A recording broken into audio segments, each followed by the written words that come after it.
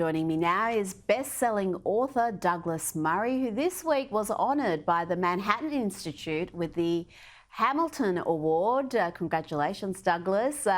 Let's talk about Kevin, though. Oscar winner Kevin Spacey, who has broken his silence to hit back at his accusers and the media hit pieces that have destroyed his reputation. How much this has all cost you? I've lost my jobs. I've lost my house. I've got one foot in bankruptcy. Everything. As I've stated already, I would really just love to, be above all this and not have to talk about it, go back to my daily life, get back to work. But I have finally realized that if I don't fight back, this will never end.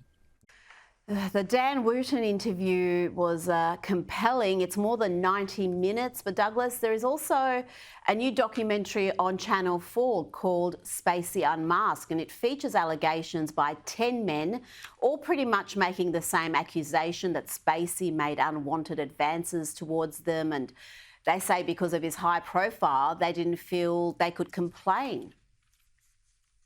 It's an extraordinary thing. The Channel 4 documentary, as I understand it, was commissioned before the trials that Kevin Spacey was put through in the US and UK. And of course, he was exonerated in both those cases because there was nothing to them. He was found not guilty in two countries. Channel 4 seemed to have put so much money into the documentary they were hoping would reveal Kevin Spacey that when he was found not guilty and acquitted, it's obviously bothered Channel 4. So they pushed ahead anyway with a set of other accusers whose complaints are extraordinary.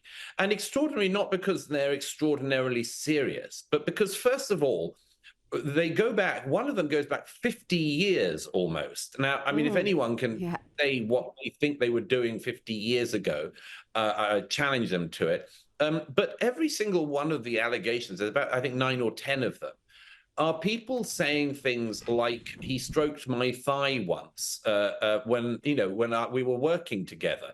Now, as I say in The Spectator this week, the interesting thing that's gone on in the post-Me Too era is that there are things that cannot be said because they involve men and women. And we all know what incredibly dangerous terrain it is for any man to say anything about a woman these days. But when you take the women out of the equation, as with the Casey space, because this is about men making an accusation against another man, you actually get to a truth of something which I find very interesting. One of the accusers in this Channel 4 documentary says that it seems, because Channel 4 tried to make it as difficult as possible for Spacey and his representatives to actually work out who these accusers are or understand when they happened and much more. One of the accusers seems to have sort of gone on a number of dates with Kevin Spacey, or at least met him socially on a number of occasions, one-on-one, and says that there was some flirting and he didn't like that. But then he sort of went on another date. Now, I have to say, that would seem to me to fall in the category of leading someone on.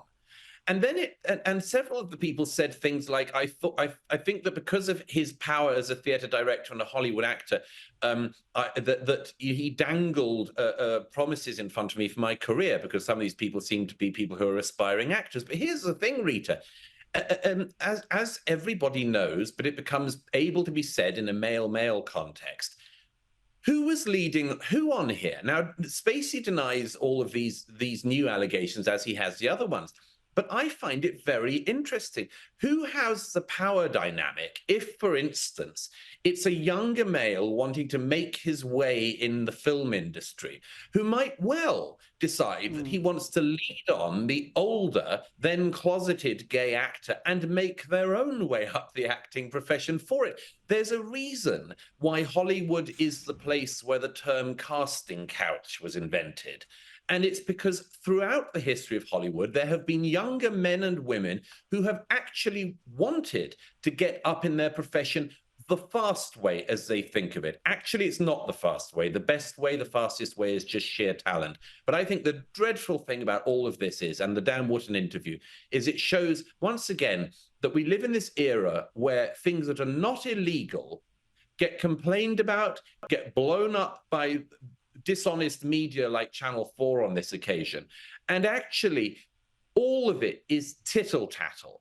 And in the midst of it, one of the great actors of our time wants to work. I would suggest instead of Channel 4 wanting to spread more tittle-tattle about him, which no one wants to watch, how about commissioning him to be in a film which everyone would want to watch?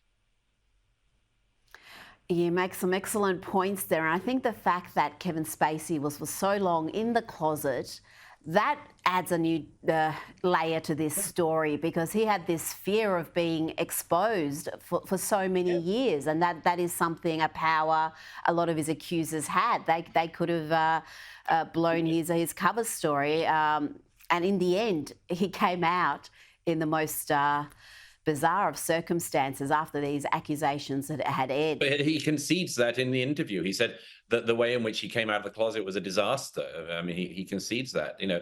But we live in a strange time, by the way, Rita, don't we? Because the old thing used to be, you know, sort of apologize for anything you've done wrong. He apologized for something he hadn't done, and then his life was torn apart.